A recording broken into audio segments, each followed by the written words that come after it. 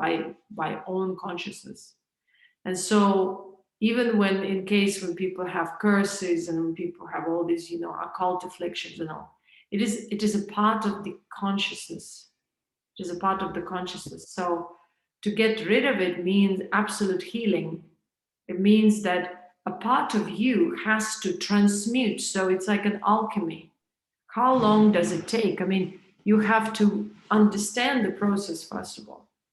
So when you awaken, it is one thing, but when you awaken and realize that this energy of awakening is like a new push, it's a new frequency, but it's a fiery frequency. That's where people feel like they're burning, but it's not that they are burning, it's just a perception of the sympathetic nervous system, or in general our entire nervous system and the way our glands process that reality. But the awakening actually happens on a subtle level, because it's a consciousness awakening to itself. And so when it awakens, it starts burning through. So because we cannot get rid of anything within ourselves, we need to face it. So the consciousness has to recognize certain energy patterns through which it has been manifesting situations, paths, destinies, or karmic experience, you may say. Karmic means through the body, the physical body. And so when this energy starts being exposed, or the patterns of this energy start being exposed by the new wave, by the awakened wave, right? The awakened comes from the collective and the universal. But it has to be perceived and incorporated in the physical. So this, which is higher frequency, starts burning through the patterns.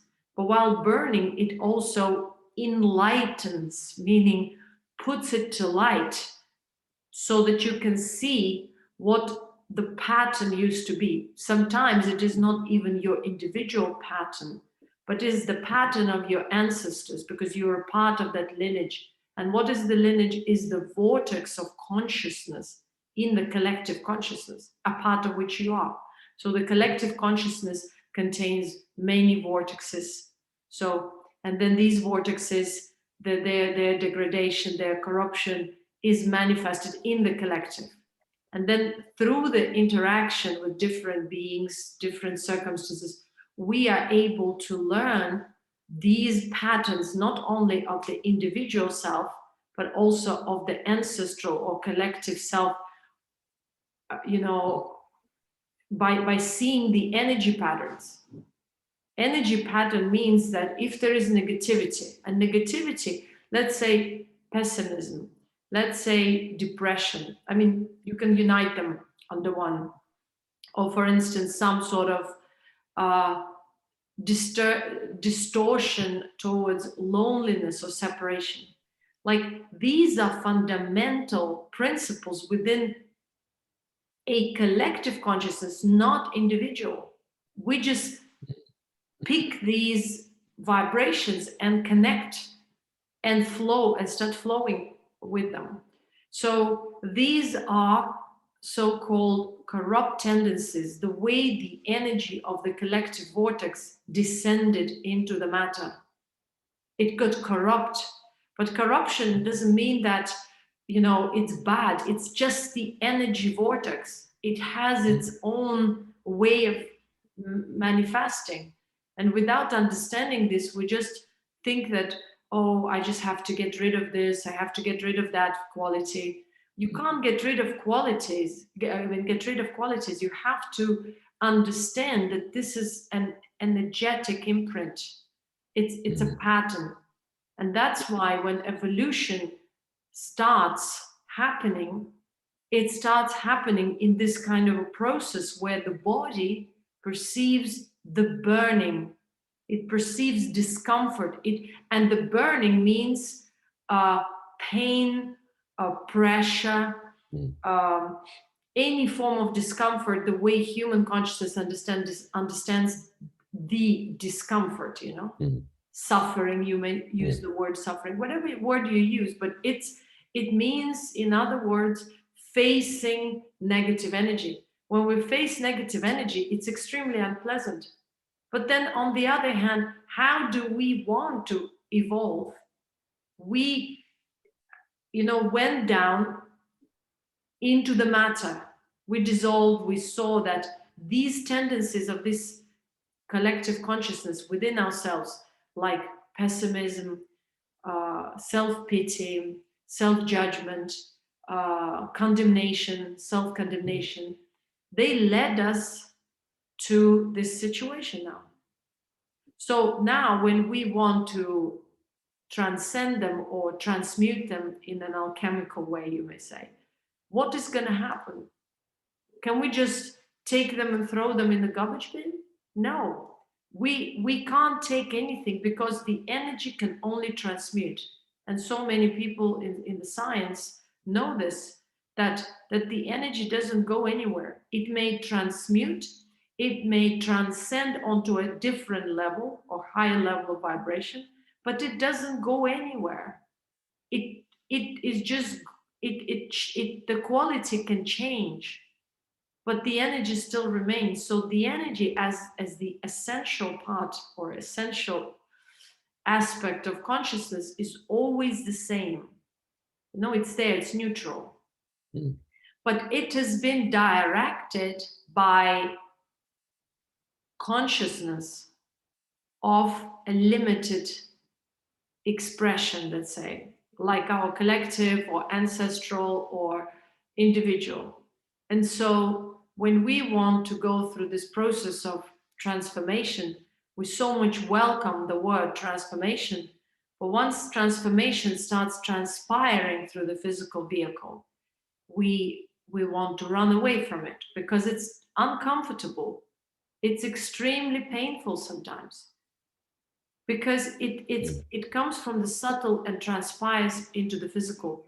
And then we wonder, how all of a sudden did I start having these pains, these disturbances, these sort of fluctuations? And then I feel this burning, and I feel this sort of pressured, or in a pressure cooker, like you may say, is because it goes through these subtle channels. It goes through the subtle channels, and in the subtle channels, it's not a human context anymore, because the human context is in our actively thinking mind, where the mind just interprets symptoms. It's itchy, okay, I'm itching it. It's uncomfortable, I start moving.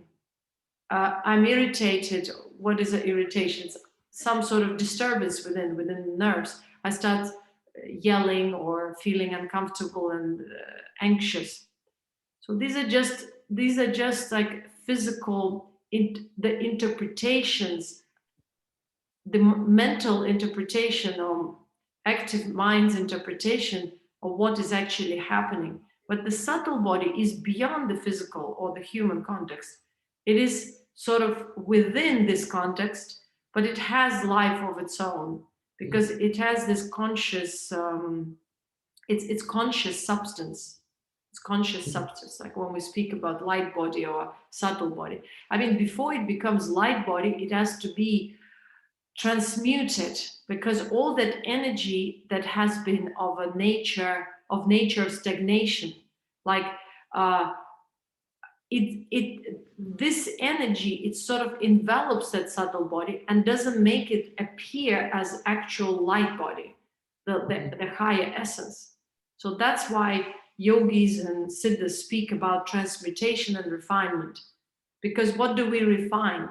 We don't refine that which is essential, which is subtle, which is absolutely sort of pure in its form. But again, the purity is our own assumption. It's a certain level, let's say. And so, but the subtle body is polluted. So because the subtle body is polluted, the physical body also suffers, because it's not pure manifestation of the subtle being. If it's pure manifestation, then this is light transpiring through the physical. There's no such a thing as disease, old age, death, and so on and so forth. Because that immortal essence is not wasted. There are no currents, negative currents or positive currents, which are linking this conscious substance to the material reality, which are draining it. So there are no anymore. So it means it's transmuted.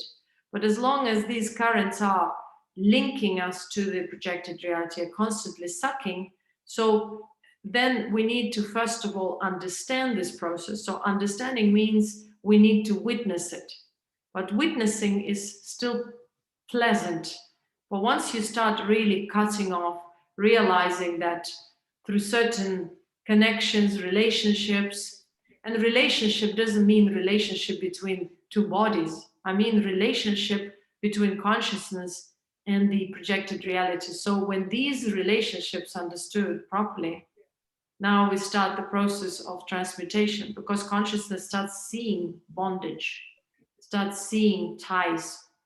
And so because it has this quality of breaking through, because it somehow willingly, by the process of dissension or degradation, it kind of willingly plunged into this corruption, but it's happened slowly. The same way it starts sort of observing and realizing, but at the same time, it is much more painful, because now the gravity is strong. Because once you're going down, it's easier. Because it happens sort of through righteousness, justification, trying to prove something and seeing kind of evidence on the material reality. So there's always the excuse to continue the process of dissension, because I'm just revenging for my, whatever happened to me or my ancestors. I'm just right in my assumption, and so I am acting upon this righteousness. So these kind of tendencies are plunging us into the material world and blinding us and not allowing us to see the bigger picture, that certain things are the way they are, and this is a part of the cycle of devolution, but we are sort of naturally plunging. But once you start ascending, ascension is not somehow natural, because the gravity of this current energy is very strong. So it starts being perceived as something effort-like. You need to make an effort. You need to push yourself. You need to have that vector of trying to break through. Because without this, when we say, for example, a part of this path is to be courageous. What is courage? Courage is nothing but directing yourself to face what may come or what may come not, So it's like trying to break through, and we are not actually breaking through, even though the word breaking through is used. It's more like dissolving, as I see it through my own process. It's a dissolution, and it's a dissolution, and also dissolution is the same thing as transmutation or burning.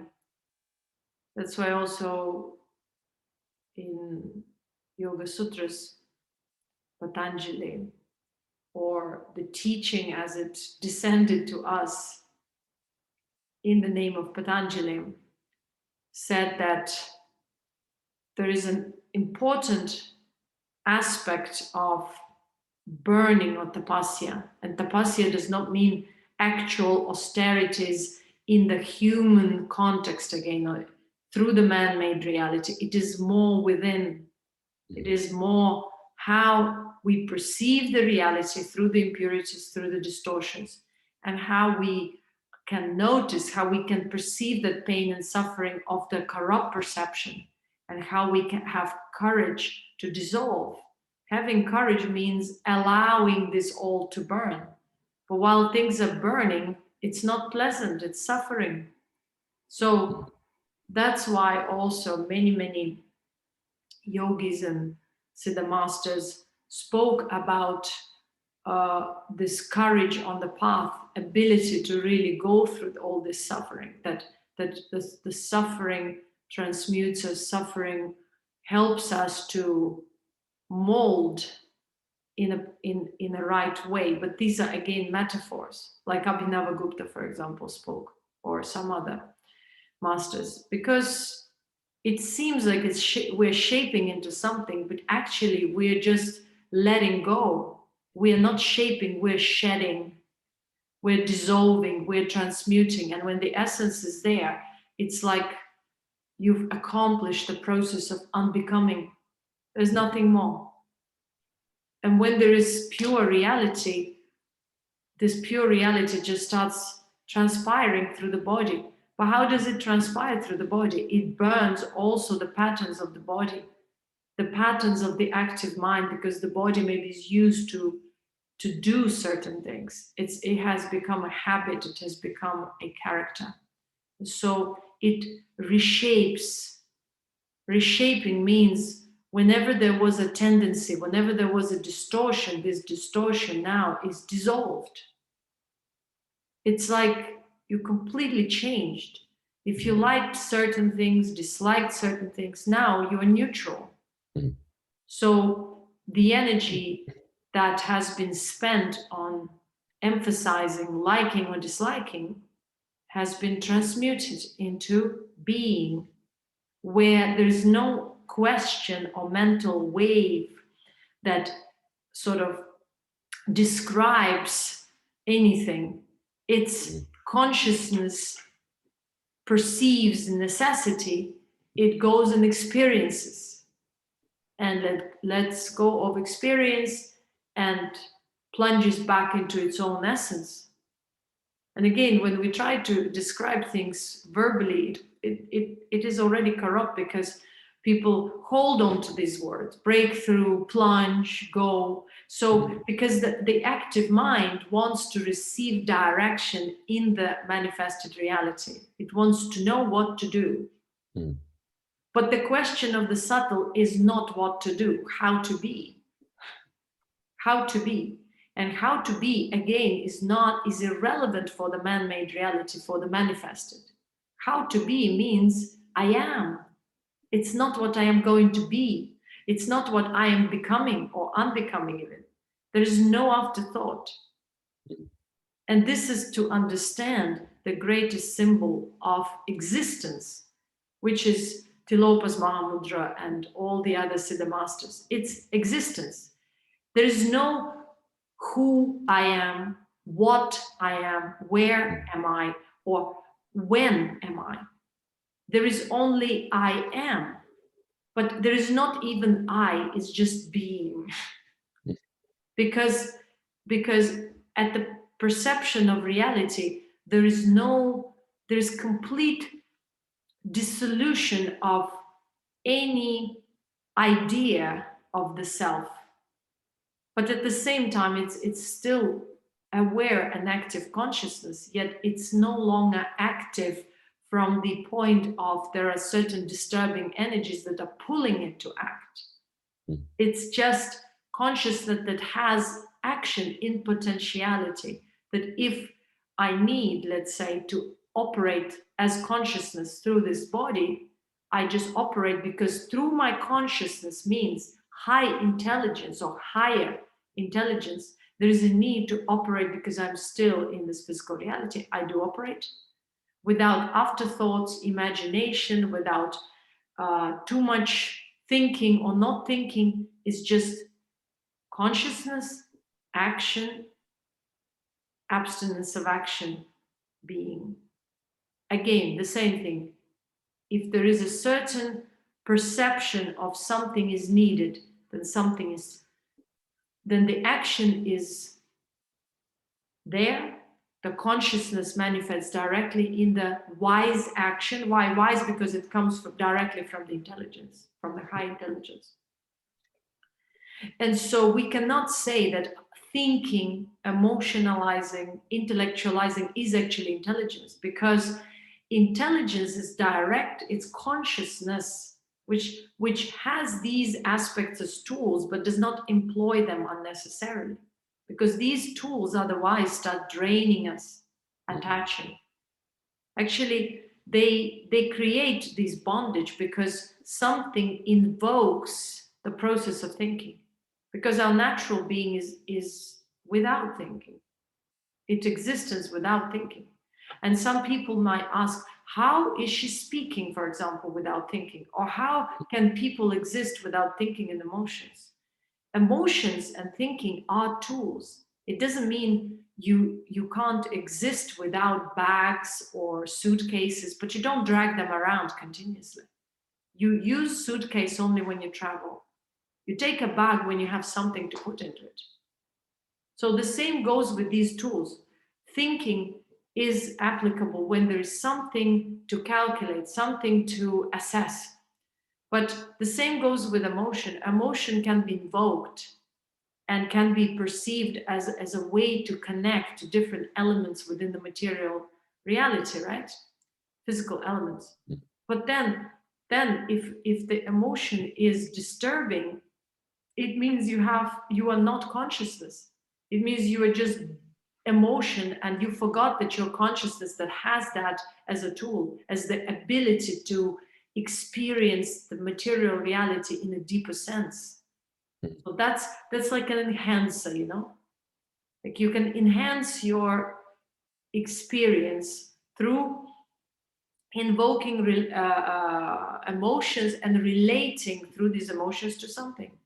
But then you have to be equally able to withdraw your consciousness and that emotional aspect from anything. But if you are not able, it means that there is bondage there, that there is something that is stale, that is something that is constantly dragging you or draining you. And so at this point of time, what I'm saying must sound as nonsense, because most of the people actually are so dissolved in the emotional reality that they cannot tell themselves from the emotions. They cannot tell themselves from thoughts. And emotions will always be positive or negative. So it's the reality of duality.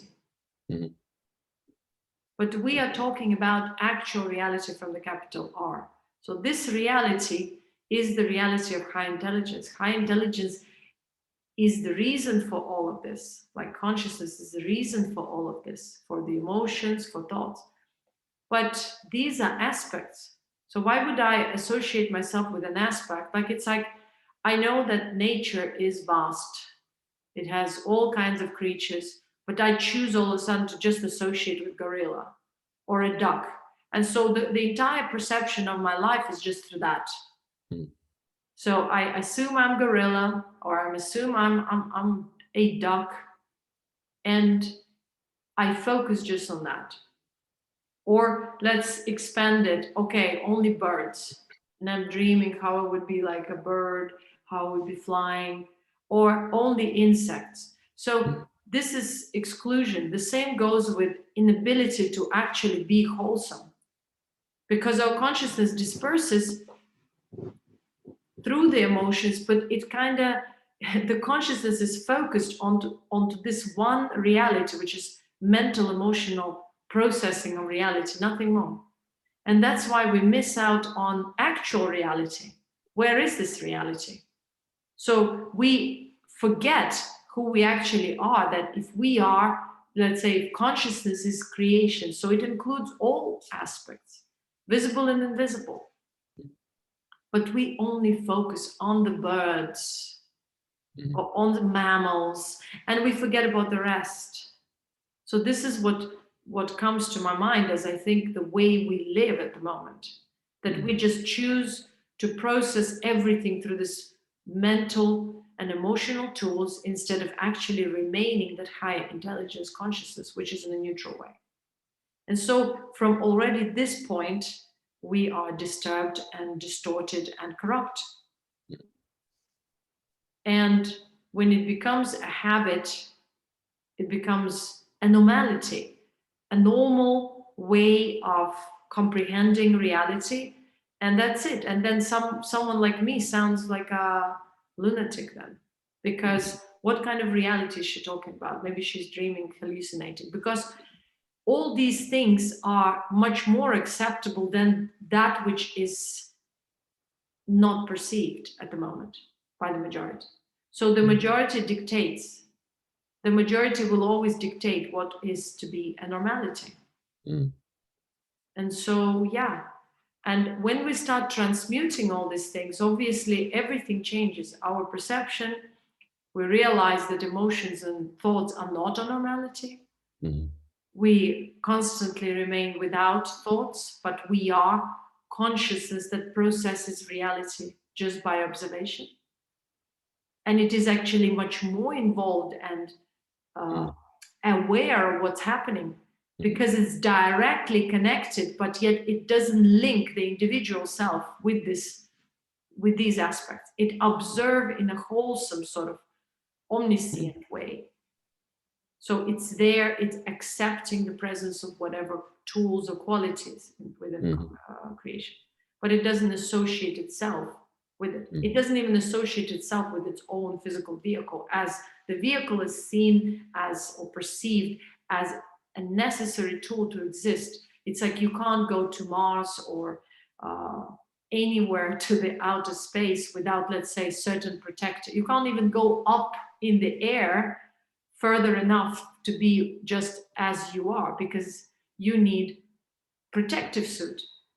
The same goes with us. Our consciousness has to be, our consciousness sort of adapts to the environment. So in order to exist on this planet, under this pressure, with this gravity, with these climatic conditions, we need this particular suit, right? This particular vehicle. So this vehicle is created. And then we also have intelligent system where we can recreate the vehicle. If one vehicle,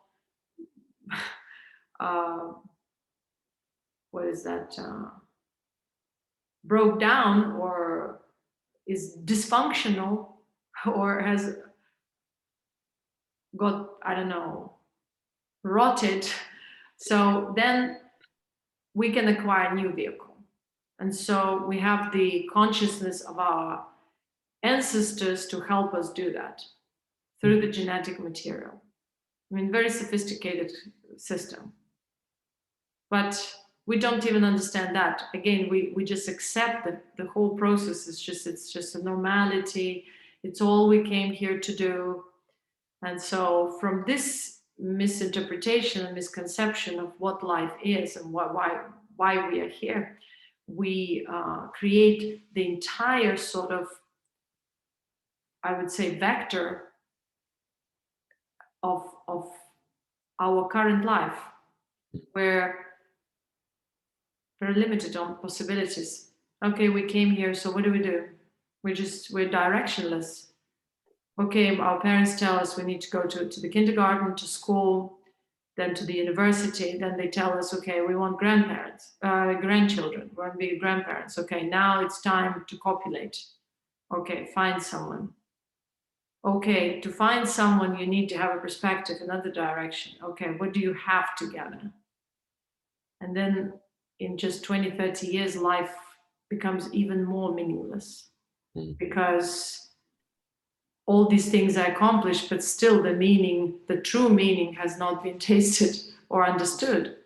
And so everything seems to be meaningless. Everything seems to be somehow depressive. And so, okay, now I will find a meaning in having grandchildren or more grandchildren. And these children also have no direction, but we try to direct them through whatever we learned.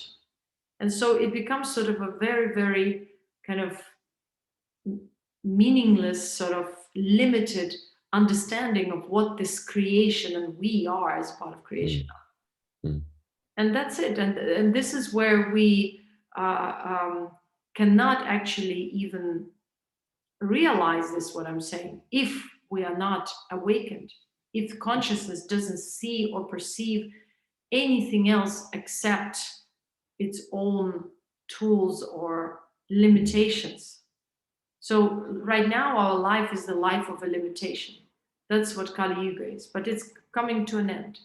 So this is the age of limitation.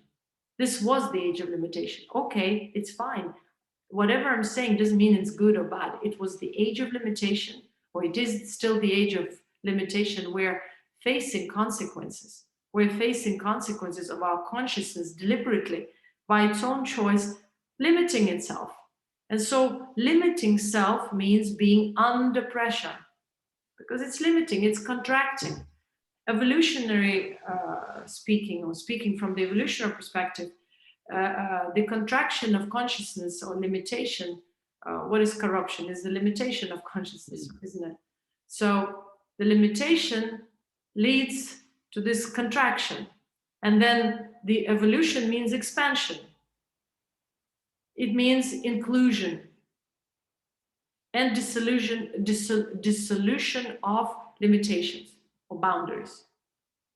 And so at the moment, some of the beings on an individual level started experiencing this sort of inclusion and expansion, but it doesn't mean that it's already taken place on the collective level, because on the collective level it's still limitation.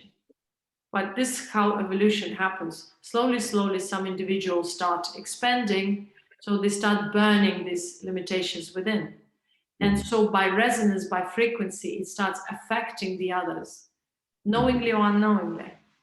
And so it takes time then also to dissolve. But some beings still remain in the limitation, because limitation is their choice. You see, in consciousness, there is no system which regulates, oh, today we contract and tomorrow we expand, because there is nothing to regulate it. Consciousness makes choices, and these choices are just, it's a preference. And somehow we think that it is, I mean, we can argue whether it is predetermined or not, but many things are predetermined. The consciousness itself is so intelligent, but through some elements within itself, it experiences this contraction, and it needs to go even deeper into this contraction so that it can experience to which degree it can contract, actually, to which degree it can forget itself. And then through other elements, it experiences this sort of, or it drives its own evolution towards further expansion. And so even when it starts expanding, there will be elements that will be of the still of the limited and contracted nature. Because you cannot just flip the paradigm in an instance, like many people foolishly, to my mind, think. They think that all of a sudden from one dark age or the contraction we can eternally expand. No, I don't think it happens like that. It's not very, I mean, maybe it's not very logical, but whichever way it happens, there has to be some sort of an event or circumstances for a prolonged time to kind of sort the consciousness out within itself. And it's the consciousness's own sort of mechanism that sorts it out by frequency, because consciousness is not linear, it's multidimensional. And so through subtler dimensions, it affects the physical dimensions. And so certain elements within the physical dimension still affect something on a subtle level, and so on and so forth. And so that's the way evolution happens. And we're living now in very transitory times where consciousness is sort of undergoing there's a lot of movement within consciousness. Like whatever corruption has been accumulated has been stirred out now. You know, the stirring of the corruption has started some years ago already, but it's just everything is coming to the surface. But then it's the same as on an individual level. When you awaken, like, okay, there's a process, there's time where everything comes to the surface, and it doesn't hurt yet. It's just, it's coming and you observe it. But once it starts really coming fully out and you see the roots, the moment you try to dissolve these roots or dissolve these seeds, it becomes painful. The burning process starts. So But knowing that one day everything ends and there is purity, or the purity is restored, the essence is restored, the reality with a capital R is restored, then even the memory of whatever has taken place is dissolved. All these pains, because pain is relevant only at the moment of now. If it's no more there, there's no perception. The mind shifts instantly. And you can ask people who, for example, have been suffering for a long time, that say they have certain diseases they can't explain. Most probably these diseases are of some sort of hidden nature, occult nature, but it's, again, everything is right because it's a certain karmic experience that they need to face. And so when people have this, they feel devastated during the moment of pain. But then once the pain is over and they live for a couple of days sort of with a blissful feeling of actually not having pain. Now, many people nowadays don't even know what it means to be without pain, or what it means to live without pain, because many people plunged into the state of constant pressure, constant stress. That's why stress became a disease, because its consciousness is incapable of just letting go. It constantly wants to be in control. It constantly wants to be in control of some limited aspect of reality, and it holds on to it. And how long can it hold on to it? As long as it gets exhausted. Once it gets exhausted, it's so painful that it no longer can hold on to it, and it focuses on pain, and then pain destroys the body, and the pain is a result of diseases, all this conscious stress, and so the body can no longer function and dies. So this process of traumatic response to reality is called stress, where the desire to control predominates in the collective consciousness. Everyone is trying to control their space. Control means holding on tightly and never letting go, and not being able to relax. Then we say, okay, in order to overpower stress, we need to relax. But these terms, stress and relaxation, are opposite in nature, but they are the qualities of consciousness: to hold on to something and to let go. So if consciousness can recognize that the way it gives importance to certain elements within itself is a sign of its corruption, it lets go, because it realizes that otherwise, if I'm holding on to it too much, and I'm driving the vehicle through which I'm operating to hell, then I will not be able to experience life in this current condition. Of course, consciousness is eternal. It can take as many bodies, it can experience life through as many bodies, but we're talking about also individual being. That the more we're stressing about certain aspects, the more we're emphasizing them within our consciousness, the more they're draining us. And there is nothing wrong with taking care of your things, but with which attitude? Are you taking care of the attitude in this traumatic, stressful, anxious way, where you're just clinging and holding on to things and people? Or you are just managing and interacting and like being there and then withdrawing, being and withdrawing. So where the energy is spent only during that moment when you are taking care of that thing or interacting with certain people. So that's why I many times disagree with these ideas of escapism, where we need to, run away from some aspect. How can we run away from something where we are within this reality through this body? And even if we change circumstances, we will still be clinging, because it's a quality of consciousness, not the body. The hand grabbing something is the result of consciousness telling it to do so. So it's always within consciousness that something happens. And once we actually shift this perspective that it's not the body that I need to condemn, it's the consciousness that defines me through my body and through the way the body relates to the world, and this is the corruption, then we shift the entire paradigm of reality, where we shift to the subtle. We start realizing that we are the subtle body, but that the subtle body is also corrupt, and the corruption of the physical body is the result of the subtle body. Mm. And so from there on, everything changes. And the process of transformation, transmutation, self-refinement is initiated. But again, it will be the process of facing pain, facing stress, letting go, understanding where we're still clinging, where how the memory works, how we push, how we pull, how we withdraw, how we react to the reality. And most of our responses and reactions to the reality are traumatic. Mm-hmm. So they are not highly intelligent responses.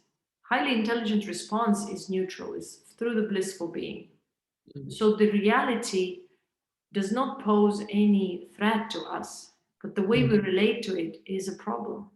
Because if someone said something, if we got traumatized during our childhood or infancy, or even when we were not yet manifested, but while our mother was pregnant, let's say, in certain circumstances were negative, so consciousness may choose to react in a kind of a particular way in response to reality. And so most of our responses at the moment are traumatic. And then someone asked me, so how do we know that it's ego or that it's not ego? Everything is ego. Every response which is not neutral and does not come from high intelligence and cannot be easily let go of is the traumatic response. Mm. So ego is everything. Mm. Our religions are ego. Our spirituality, when it has a form, is ego. Even in order to express spirituality in words, you need to have some sort of a limited way to give it a pathway into the material world. That's where there's disturbance in expression and in conveying the true message. Only if you perceive transmission, which is the pure path of consciousness. So transmission is behind words. That's a pure path of consciousness. When you perceive pure path of consciousness, then you receive actual knowledge, which is relevant for your subtle being. If you are in a limited sense, all you will cling onto is words. Are they flowing? They're not flowing. What do these terms mean? What does this metaphor mean? You know, you will try to look at things in a very limited way, trying to supposedly find a secret, trying to decipher symbols and numbers and, pattern of words, when the essence is in the flow of consciousness. Even if it's a Taoist poem or a Sufi, writing, it's all transmission. And if you cling to the words, you might miss out on the real meaning. So that's why the teaching has to be living also. It's another point. Living teaching means there's a certain conscious flow. That's what we call parampara, right? It's a conscious flow. So connecting to the conscious flow, you have some sort of a way to understand the higher being, the higher level of intelligence. But as we know, consciousness has different frequencies, even beyond any comprehension, beyond this worldly understanding or any kind of understanding. So we need to understand what is accessible for our current consciousness, because we cannot dream of some other levels or layers or universes, because we need to address what our current evolution is all about. If we can't understand that, how can we strive to get somewhere where we can never even imagine or perceive at this point, or what we cannot perceive? So this understanding makes us really grounded in the reality, but at the same time conscious. So grounded in the reality and conscious, is it egotistical? The whole idea of thinking and analyzing is the ego. When we don't think and analyze and imagine and project, then there is a pure perception of reality, whether you are completely aware of the physical reality or completely aware of the subtle, or of both, of many subtleties of this creation. There is no entanglement. So the entanglement happens through the limited ego, and the limited ego means something that defines me within the current dimension. How do multidimensional beings exist? They exist because they are aware of all the dimensions or several dimensions at the same time without being attached or clinging or in bondage within any dimension. That's called freedom. But bondage means that you're on this dimension, there are other dimensions at the same time, but you're not aware of them, and you're bound to this one dimension only. And so because you're bound, your vital energy, conscious energy only goes there to support that dimension. That's why you're draining, and that's why the dimension will limit your existence. What is dimension and what is existence? At this point, it's body. So it limits the lifespan of the existence within this dimension through the limited existence of the body, because the body exhausts itself through whatever the system of this dimension, right? So now, once you expand, you have much more. Once you become aware of subtler dimensions, your consciousness has energy unlimitedly, because it's connected to the root, and the root is the consciousness itself, the reality with a capital R, with the ultimate being, right?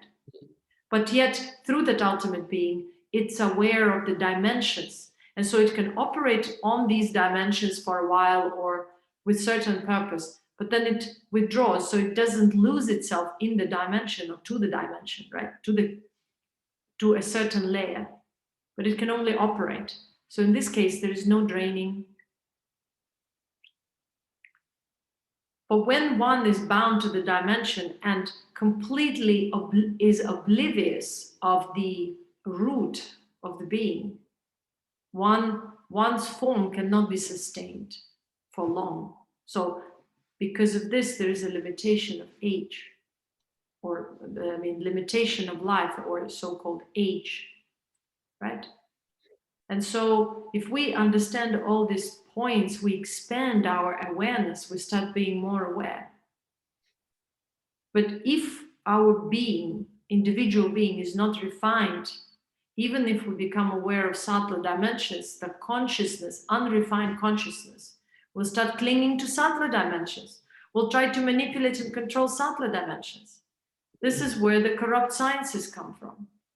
The sciences that led us to this day and age, the corruption, where, because there is still traumatic response, even certain aspect is refined, there is still traumatic response. For example, I want power.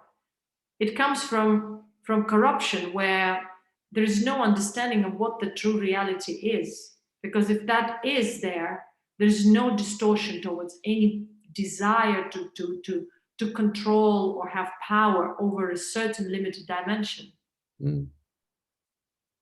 So, but when there is such a need or a distortion, it means there is corruption, and this corruption can be called ego. There is traumatic, ego is a traumatic response where the sense of self is inexistent. It's like nothingness, but this is not the nothingness which is wholesome, complete, and blissful. It's the nothingness of not knowing the actual reality of self. And so trying to cling onto different dimensions or different aspects within one dimension of this projected reality to define and explain oneself, and thus creating attachments and ties. So now what is not egotistical in this world, then everyone should ask themselves. Because everything the way we procure this reality, the way we process it, the way we connect, the way we interact, everything comes from the traumatic being rather than the actual ultimate being. And this traumatic being is the ego.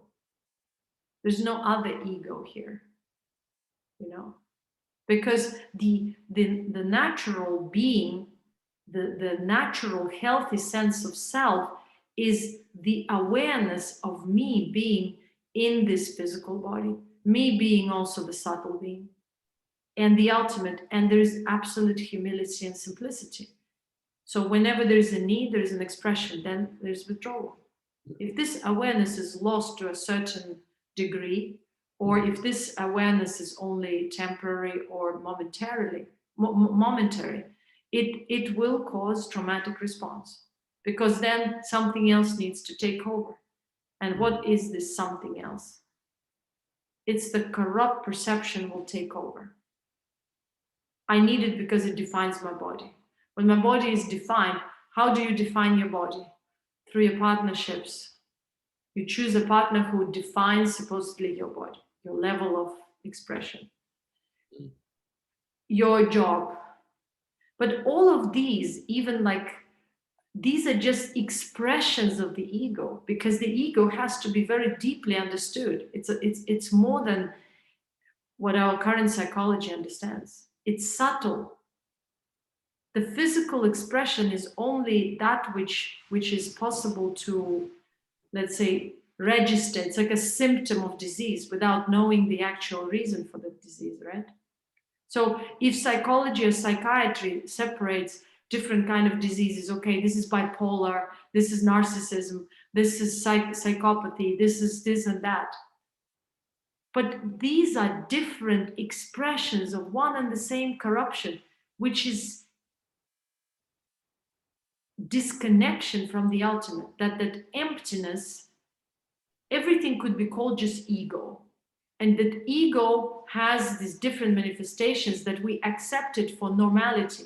Like, these are our normal, socially accepted mental diseases or emotional diseases, disturbance. But they are not. They are ego. They're expressions, different expressions, different responses, depending on the original traumatic response in this life. So if the child manifested their consciousness, so while you are a child, you're still consciousness, you manifest yourself through the body. And so your parents and everything is the manifestation of you. But it's not just you. It's one, it's an aspect, or it's I don't know, like a certain vortex of consciousness within the collective consciousness. And then it's you are as a spark or as a drop of that, because you are also connected to your ancestors and so on and so forth. So their consciousness is still existing through you, because you are like a living representation of that lineage. And so through all of us, these circumstances are manifested, and so we call them destiny, but they are specific circumstances that would invoke the corruption, that would invoke situations that may or may not cause traumatic response.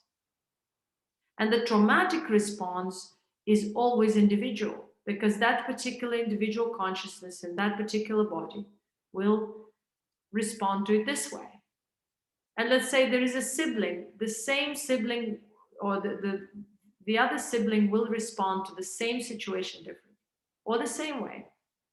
So this will define the line we call destiny, because the original traumatic response will define that line.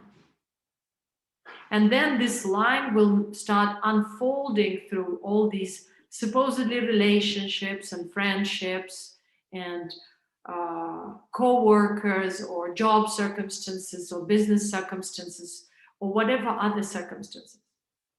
But it will be one and the same thing, the same traumatic response through just different, seemingly different units. So if you call people units, so it can be different units. That's what people don't understand, why there's so many divorces, so many relationship issues. People just jump from one relationship to the other. Because it doesn't matter who you get rid of. You cannot get rid of the seed as long as you do not perceive the seed of the corruption. You think by changing partners, you are changing your life or destiny. By letting go of external circumstances and changing your jobs or partners, you're changing your destiny. No. Because even sometimes it looks as if something has changed. Okay, I no longer want to be with this partner. Another partner may be not so strongly resembling the previous one, but somewhere in the essence, it will still be manifesting similar features, because these features will trigger the traumatic response. Because if the traumatic response is not understood and not dissolved or realized and dissolved, then there will be repetition. So it is not some God or some whatever force creates suffering for us or makes us suffer or makes us go bonkers in life or makes us, victims, but it's our own consciousness that remains in this oblivious state that cannot recognize the seeds of suffering. So that's why being lazy or incapable of this simple recognition, we create explanations. So we employ our faculties like thinking, like emotions, but emotions are very closely connected to the traumatic response. But these are all faculties of consciousness. So we employ them to explain our reality, to explain our potential future, to hope for it, and then life ends very quickly. So, or we tend to imagine and create philosophies and create religions so that we can explain actually one very simple fact, that we are traumatized by our own inability to see, because our system is such at the moment that it doesn't teach us to see and recognize the corruption. It teaches us to accept corruption for the normality, for something that has to be there at all times. And so only some people who either have so much suffering, so much repetition of this, that they are fed up, that they somehow cause this breakthrough within themselves. So these beings maybe are able to recognize something, but usually they lack deeper understanding of other things. So maybe within one aspect they break through, but there are other aspects which they can't break through with. Or so and that's why we have all these people who maybe realized some aspect and achieved supposedly success because they broke through, right? Let's say they were poor and the response was always victimization. But then something happened to them and they said it's enough is enough, and they started working. So they changed the pattern. But if you track this situation back, you will see that something changed within them that changed the pattern.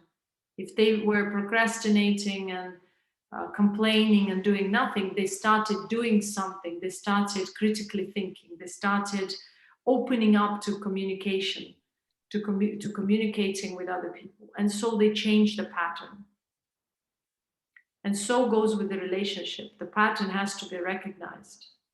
And relationships have to be recognized for what they are, because usually relationship defines certain aspects within our corrupt self. So it is not something that is there because of the virtue of their higher being. Because if that relationship would be there, it would be completely on different terms. Like nothing that we consider relationships at the moment. So our current relationships have a particular definition or a form. Okay, I need to do this, I need to do that, I need to. So there are roles, there are assigned. It's like a constitution. It's like a law, you know, or rules, a set of rules which you follow. If you follow them right, okay, it seems to be successful. But sometimes you allow yourself to be more natural. But then whether you allow yourself to be natural or not, there is still this contraction. So the relationship can only exist between two free and naturally expressing beings. I mean, I'm talking about true relationship. But if people are facing traumas, like many people nowadays talk about this twin flames and all, or he made me chase him, I'm running from him. Are there twin flames? No, there are no twin flames, or this and that. And people create the entire religion and spirituality because they can't face themselves. They have to have an explanation of reality, of their failures. So if they fail and fail and fail, and they again fail, now this next, the last failure has to be explained by terms of twin flames. It has to be explained as being something that is their spiritual breakthrough or something new, because they're tired of having one and the same failure, because the reason is not understood. And now there is a new ideology. So ideology now gives a new meaning, explains it in a new light. Perfect solution. But unfortunately, going from spiritual to other spiritual explanation, from one ideology to the other, religion or spirituality, we cannot actually understand corruption. We just feed ourselves with some sort of intellectual ideas that give us peace for 2-3 days. And then we are back to anxiety and depression, fear, desire to control, stress, again, traumatic response. And it goes on like this till the end of our lives. It's simply because we cannot understand that everything we know of ourselves to the day or to the date is corrupt self. So when you realize that, you start from there. Okay, everything I know about reality, all these desires and pursuits are corrupt. It doesn't mean that you have to stop it all right away, no. But you can change the way you relate to it. You can't stop going to work. You can't stop, maybe you have commitments and duties. But you can change the perception, because you withdraw that meaning you brought to that aspect. You still are there wholeheartedly, or whatever you do, you supposedly like it. Or even if you dislike it, you have that courage to change it. So if you're driven by fear, by jealousy, by envy, by you flip, you are confused, all these are traumatic responses to reality, and they are the sign of ego. Even all this flooding people with this love temporarily, it's all ego, trying to help people, trying to save the entire world from the misery that it's created itself. And the world is the reflection of our being, current collective being. Now, who is this current collective being, by the way? All we know of current collective being is the ego. The collective being exists because of the collective ego. That is the collective ego. Because if that wasn't there, there's just pure reality, period, nothing more. So then, and it's scary for most of the people, because corrupt, egotistical consciousness wants to cling and hold on to something. Otherwise, it feels that blissful emptiness is equal to death. That's why people misinterpreted these terms, which some of the yogis and siddhas use, like death of ego or dissolution. It was just, or this void. It's actually blissful, wholesome, and fulfilling, very content. But because egotistical consciousness needs something within the projected dimension to define itself, and it constantly looks for the ways to relate and define. So if you want to know what is ego, it's that tendency which makes you or pushes you to continuously connect and define yourself through that connection. If you connect without definition, there is no ego. When you connect to something and define yourself, that is ego. And then all the rest, all these clinical descriptions, this is narcissist, this is bipolar, this is psychotic, this is not psychotic. This is what is psychotic, by the way, also. These are all definitions of one and the same thing. But psychotic means it has not been addressed for such a long time, that it has been occulted from consciousness for such a long time, that it finally comes to the surface in this way that it's been suppressed. And so it becomes a clinical case. It has been suppressed for such a long time that consciousness can no longer hold it. So instead of treating this psychotic episode as a way to break through, finally it came to the surface. Now we need resources, we need people who understand psychology and psychiatry from a spiritual perspective so they can treat this and they can see this as an amazing sign that the consciousness finally, because it has been suppressing itself for a long time, now it allowed it to the surface. So this is the point where you can actually start the healing. Instead, we drug the people and put them into mental asylum, instead of actually supporting them at that very moment when they could have been healed and restored their natural sense of self and everything. So instead, they're not addressed properly. Or if before the psychotic episode, there is some sort of a moment when people are speaking and expressing because they can no longer hold it to themselves. So this is the moment where they could have received a different assistance, and so avoided maybe such a traumatic situation where they would be just locked up and forgotten, or if not forgotten, then anyways drugged. And why they're locked up? Because it's a reflection of their own being, because their own being has been locked up, suppressed for such a long time. The trauma of the past has not been addressed, that it's led to the psychotic episode. And if drugs were involved, it's only like a trigger, because the drugs in this case triggered this coming to the surface prematurely. Now, how many people go through psychotic episodes because of drugs? Because drugs are like backdoor. They're trying to experience something beyond themselves or beyond their current perception, but they don't understand that it comes with a price.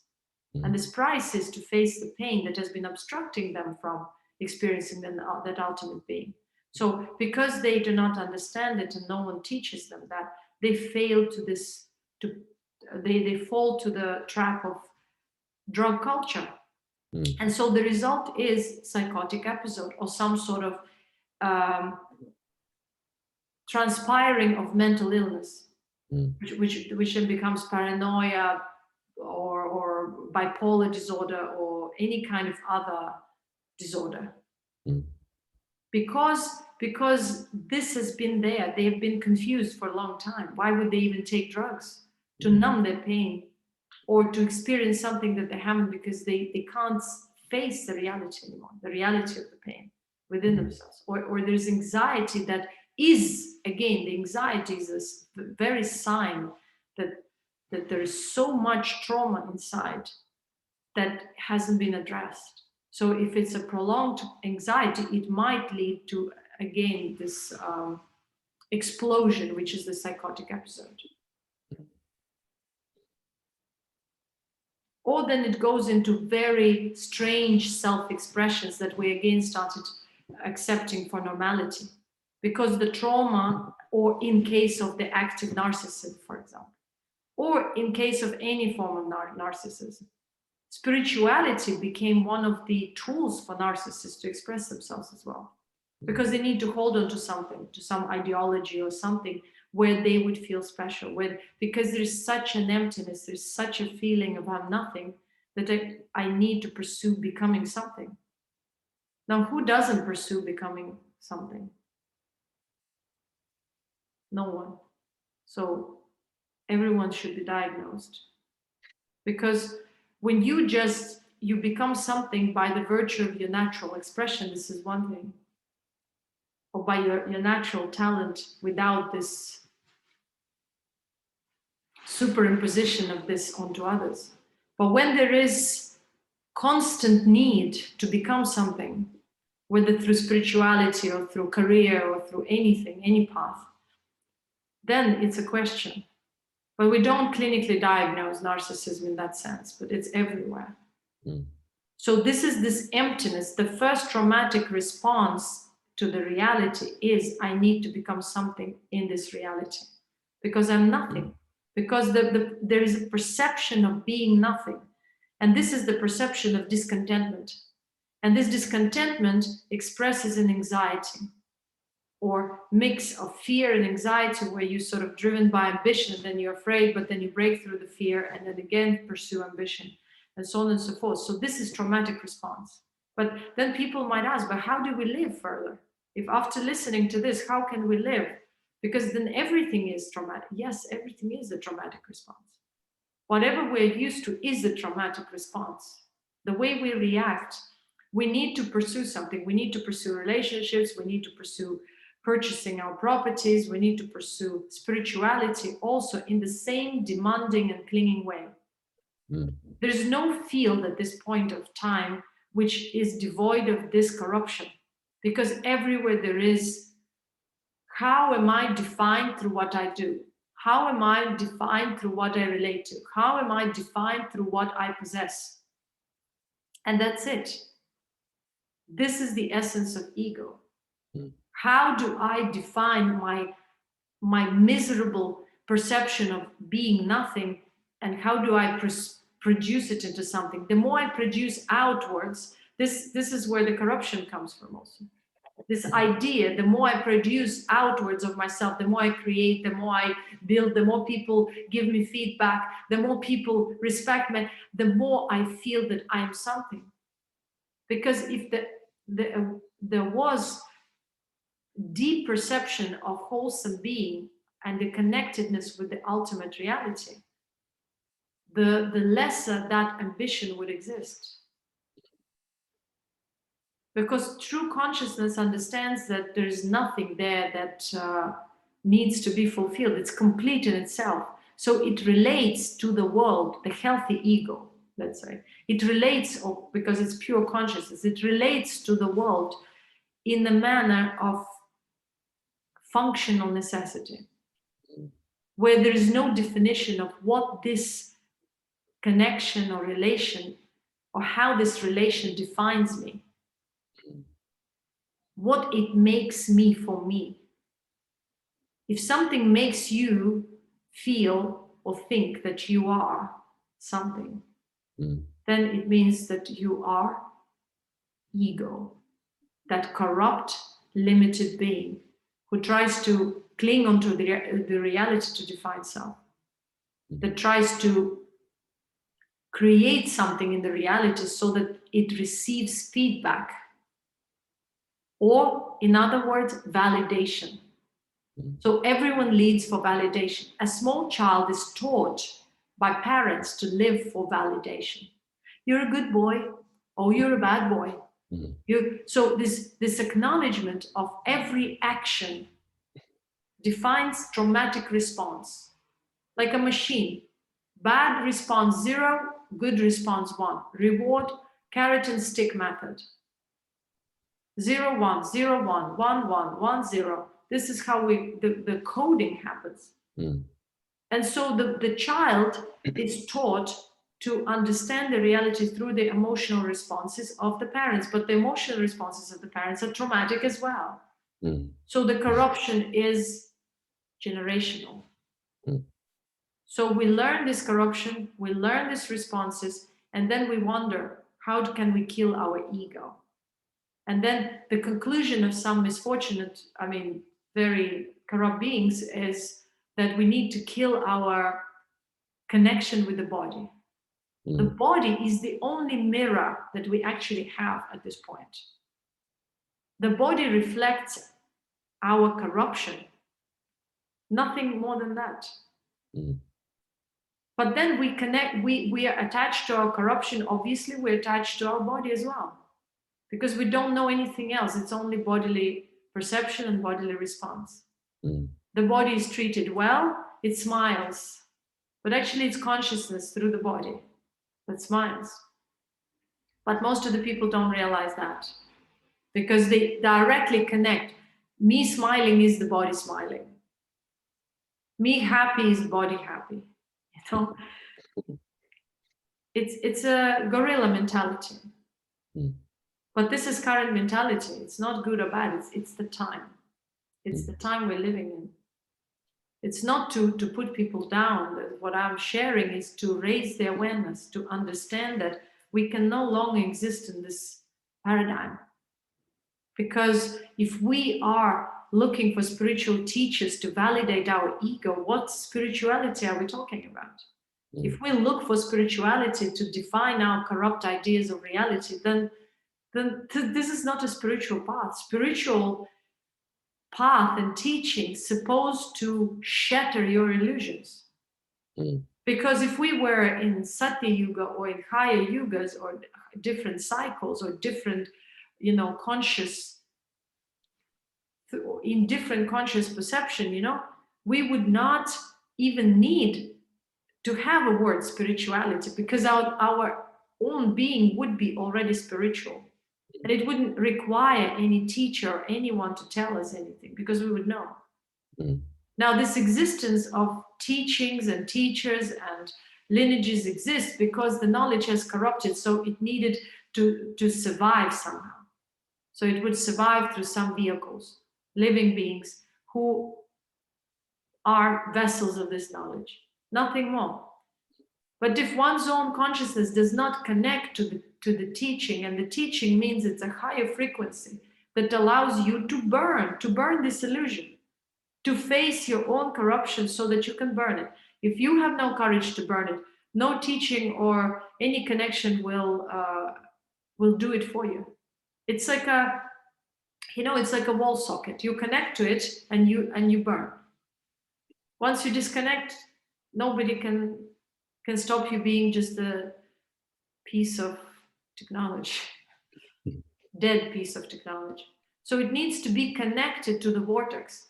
Like we have the network or the electricity, what is this called? Grid, power grid. So you need to be connected to that at this point of time. I'm not saying that whatever I'm saying is relevant for other yugas, but for this yuga, it is relevant, even for the next one too. Because the consciousness has to find the path within itself to navigate through illusion. So that's the only role of this connection and the teacher-teaching situation. Other than that, it is own breakthrough, its own desire to understand what is what, not to try to look for validation. Oh, I'm so energetic now, I'm so powerful, I need to find someone to tell me that. And where is that power? If you are what you are, you don't need anyone to validate you. So this is the point. And if we don't understand this, that our very ego is the disease of our consciousness, and our very understanding of reality is a disease of our body. So then how can we start this process of healing? There are hundreds of thousands, I think millions of healers at the moment. Everybody wants to be a healer, but where is the reason? Do you want to be a healer because you want to validate your existence? Because you want to create a spiritual purpose? True being doesn't need spiritual purpose, does not need religious meaning, does not need salvation, does not need to be something to get the feedback, to validate own existence. You don't need to heal the whole world by placing hands on them. Become the vessel of what you preach. Become the vessel of your own healing. Become the vessel of diseaseless, eternal state, immortal state. Then your presence will heal, will create, completely involuntary change, natural change. Because as we have these beings who are naturally the representations of what they preach or what they are, maybe there are drops only, but some of them drive this evolution. because they are what they are. They don't look for validation. They don't need followings, thousands of followers. They don't need anything. They are what they are, and they're not there for their own body's sake or for their pleasure, for their pain. Whatever their path is their path, but whatever they represent allows other people to find that within themselves, within the other people. So if we try to heal others, to remove their occult influences or karmic connections without understanding our own, what do we represent? We represent nothing other than the illusion. We are the workers of illusion. We are not light workers, then, are we? So when all these beings who are trying to resolve other people's problems, they're helping them, selling them something to help, they're preaching them something, they're thinking that they're light workers, star seeds, enlightened beings, but cannot face their own karmic distortions, blinded by their own spiritual ego, blinded by their own corruption, without that courage to face it, to suffer the pain, and create this delusion about themselves because someone validated them, someone acknowledged them. This is the delusion in a pure form. Light being does not work. They are not light workers. They are being that enlightens everything around them, knowingly or unknowingly, for others. So this is how it should be, but this is how it's not.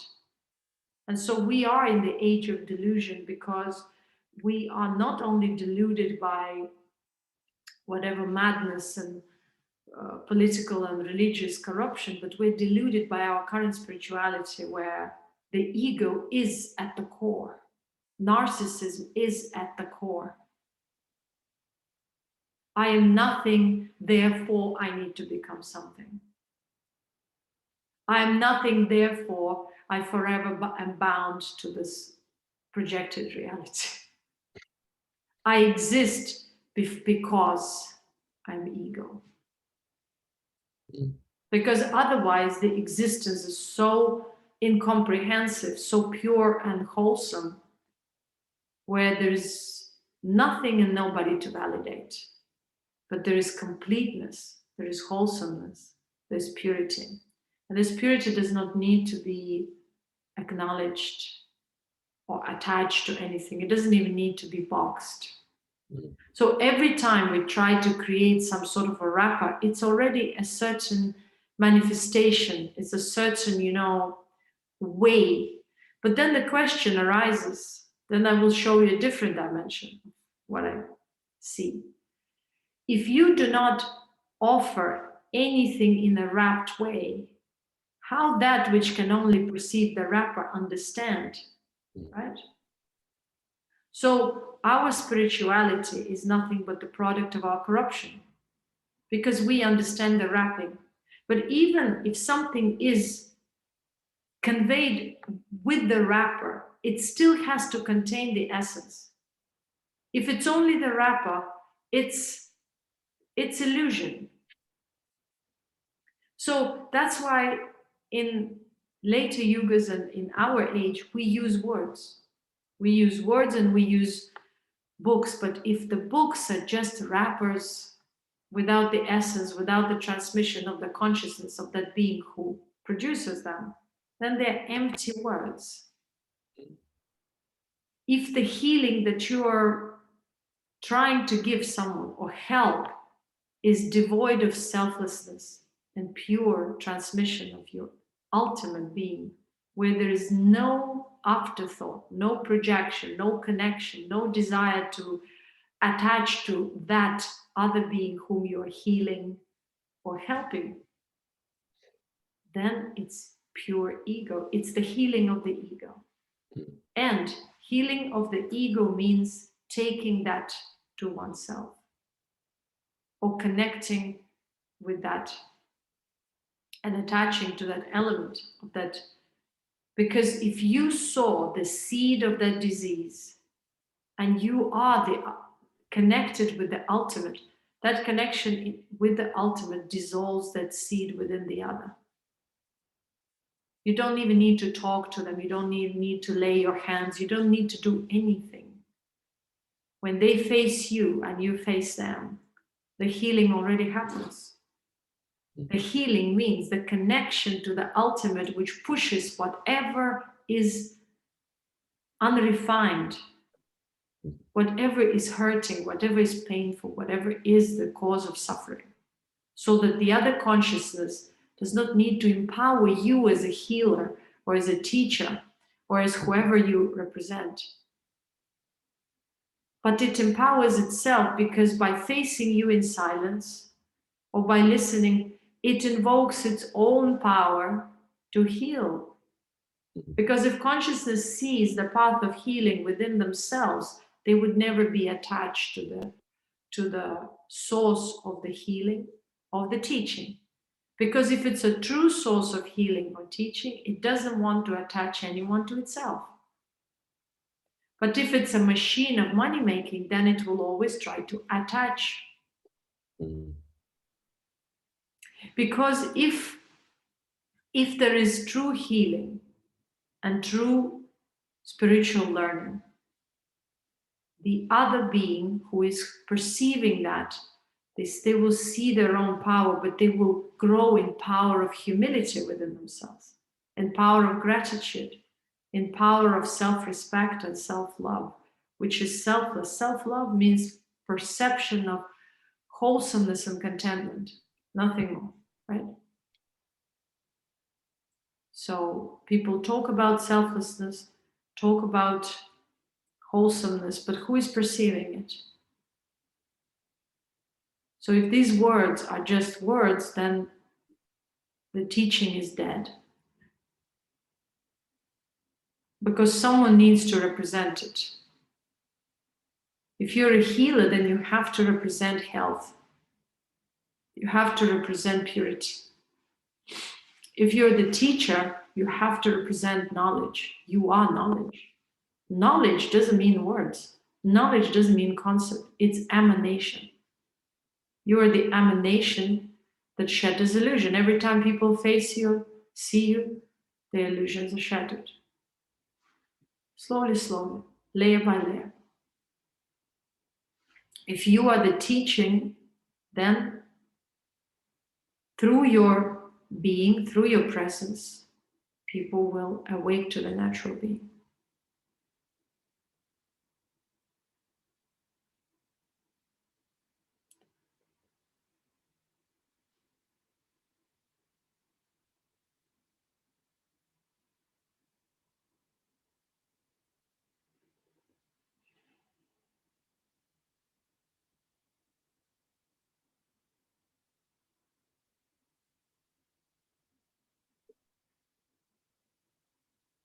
Now, many times we also don't realize how our egos disturb our lives.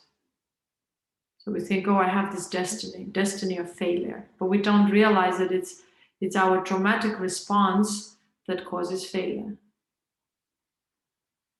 Now, someone asked me, how do I recognize the ego? You have to recognize that boiling point before the ego actually starts manifesting. Ego is the vibration of fear. And fear causes desire to control, desire to possess, or anger, which are also jealousy, comparison, envy. All these are features of the ego, but especially desire to control, desire to separate, desire to run away, escape, avoid.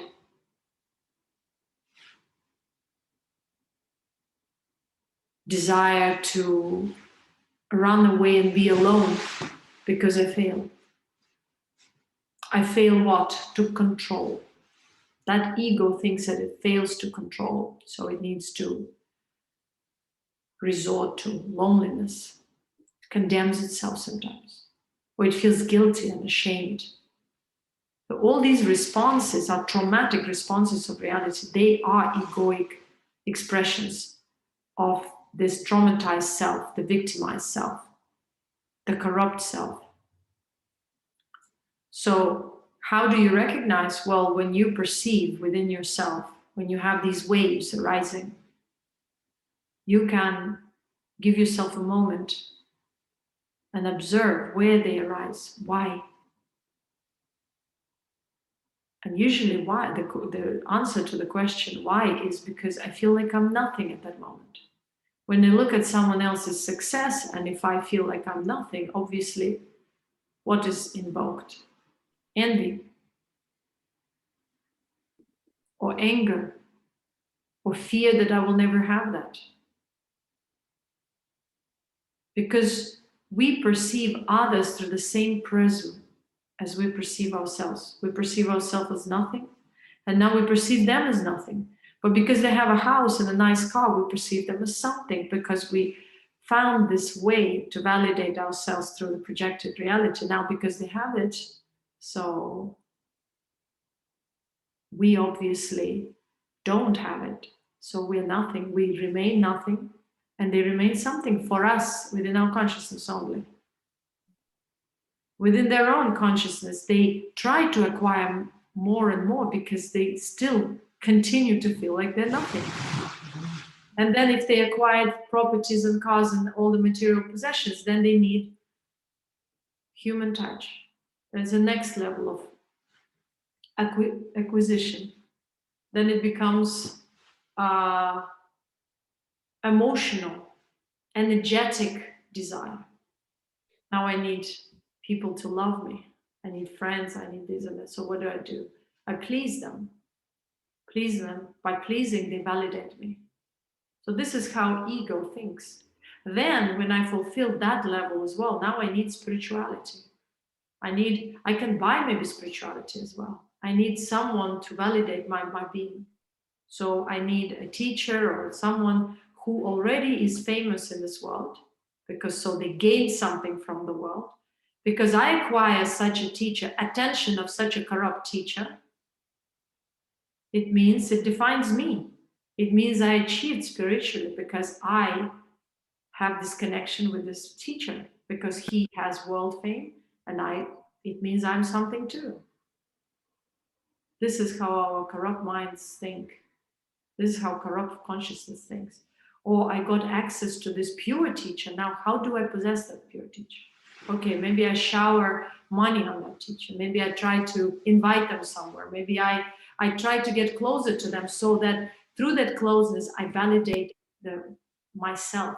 I gain this value that I am worth of something because I got close. Otherwise, why would they get in touch with me? And it's all false. Because true teachers test their students so much, because they know if a true teacher comes in this world, at this day and age, the testing is the most painful and very prolonged. So this is what happens. And most of the people cannot go through this. And the testing is not some sort of, again, comprehensive for the ego testing. It's a consciousness. It's consciousness that watches how you live life, how you relate to life. All of a sudden you have something missing. How do you all of a sudden you lost some valuable. How do you react? All of a sudden something happened. So it's not the teacher per se. It's life through that conscious connection starts teaching you, so that you can see more and more your corruption. You see the reasons for your pains, for your suffering, your delusional ideas, your delusional concepts, your intellectualizations. And so most of the time, it's a failure when it comes to true teachings and true adults, because true adults are equal to true teachers. To find a true adept is as difficult to find as to find a true teacher. But mostly they are not very known, or wouldn't be known at all. So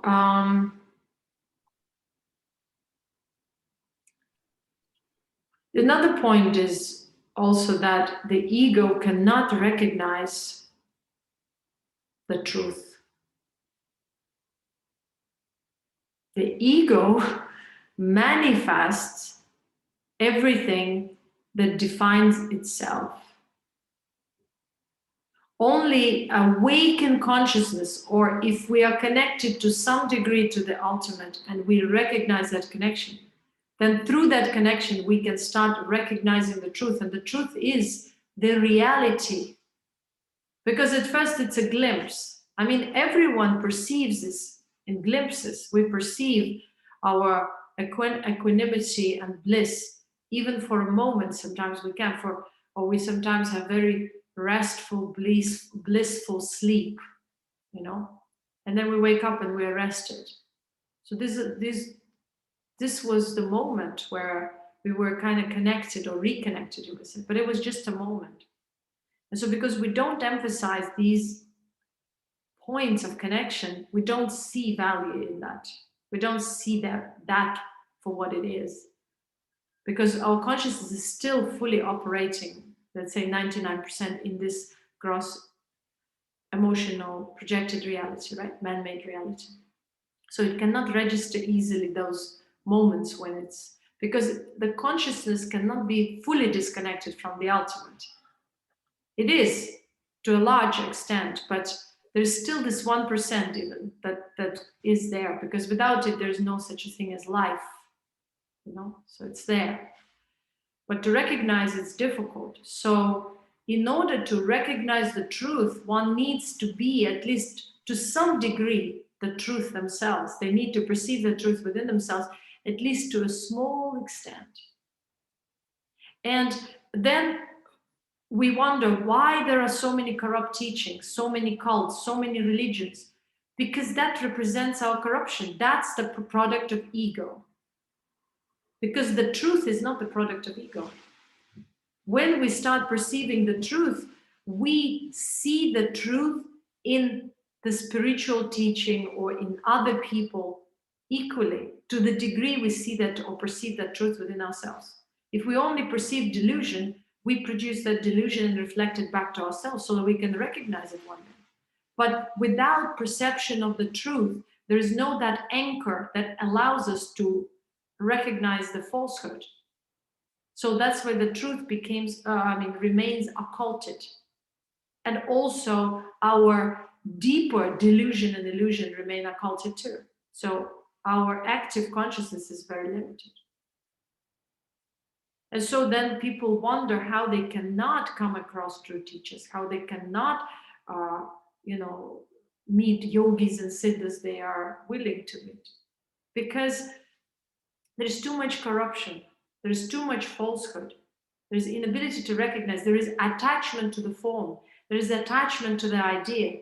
Siddha looks like this, yogi looks like this, they have to speak like this and like that, they have to be from here and from there. This is falsehood, because the truth is beyond form. If one recognizes the truth beyond one's own form, one can recognize the same truth beyond the form. One can recognize the teaching beyond the form, which means beyond words, beyond appearances. And so one may arrive to a possibility of coming across something, but they're not actually coming across, they're manifesting, because that truth within them has grown to a point where it can start manifesting outwards as the truth outwards, through which they can have a chance to learn. But to have a chance to learn does mean that they actually will be able to learn and to go through everything, because everyone's capacity is limited in this point. So they can only grow to a certain degree, and then that's it. That's their capacity is exhausted at this point of time. Even through a real teaching or through whatever, we exhaust whatever is there within ourselves. That's why there's never anyone to blame.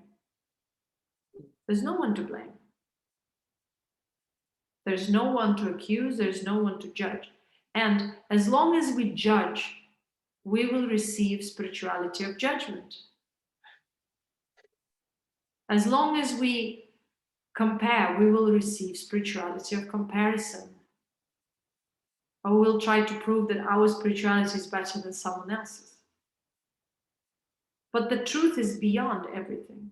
The truth is the fundamental space on which everything arises or manifests, even if it's if it's falsehood. But you can only say that something is false when you are connected to the truth yourself. Otherwise, it's your personal falsehood wrapped in the wrap of truth. So this truth and that truth and his truth and her truth. So there has to be the actual connection to the ultimate so that you can see falsehood.